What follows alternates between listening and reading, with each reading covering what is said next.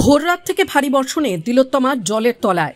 হাওড়া তথা শিয়ালদা স্টেশনের ঢোকার মুখে জল জমে থাকায় স্টেশনে ট্রেন চলাচলে ভোগান্তি।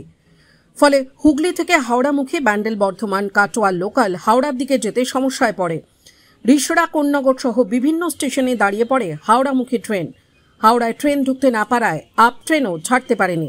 ফলে আপ এবং ডাউন দুদিকেই যাত্রীরা চরম দুর্ভোগের মধ্যে পড়েন। অন্যদিকে শিয়ালদা স্টেশনের ছবিটাও একই রকম। অফিস যাত্রীরা অনেকেই ফিরে যেতে বাধ্য হন। যদিও একটা দুটো ট্রেন ছাড়লেও তাতেও বাদুড়ঝোলা ভিড় লক্ষ্য করা যায়। কার সেটে জল জমেছে প্রচুর, কালকে সারা বৃষ্টি হয়েছে তো ওই জন্য। কতক্ষণ ধরে আছেন আপনারা? প্রায় 1 ঘন্টা ধরে আছি। কখন থেকে আপনারা দাঁড়িয়ে আছেন ট্রেনের জন্য? অনেকক্ষণ থেকে, প্রায় 8টা সাড়ে 8টা থেকে দাঁড়িয়ে আছি। কি ট্রেন আসছে না? এই ট্রেনটা এখানে কতক্ষণ ধরে দাঁড়িয়ে দেখছেন?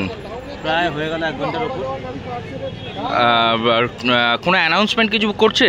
অ্যানাউন্সমেন্ট বলতে শুধু আপেল 2-1টা গাড়ি বেরিয়েছে, ডাউনের কোনো গাড়ি নেই। ডাউনের গাড়ি এখনো অবধি কবে চলবে কিছু বলতে পারছে না।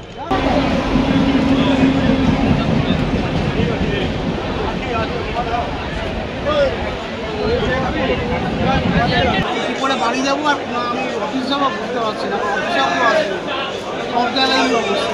বারাসাত লাইনে ওই প্রবলেম, ওদের কোন্নগরের লাইনে ওই প্রবলেম। কোন্নগরে কতক্ষণ ধরে ট্রেন দাঁড়িয়ে? আমি তো 8:30 থেকে এসেছি, 8:30 থেকে প্রবলেমে দাঁড়িয়ে আছি।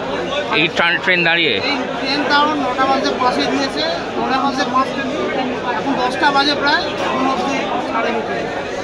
কখন ছাড়বে কিছু অ্যানাউন্স করলো? বলেই তো যাচ্ছে দেরি হবে দেরি হবে দেরি হবে। এখন তো পরিষ্কার করে কোনো কথা বলে আমরা বেরিয়ে যাবো কি না বাড়ি চলে যাবো আর কি। টাইমস নাও খবর।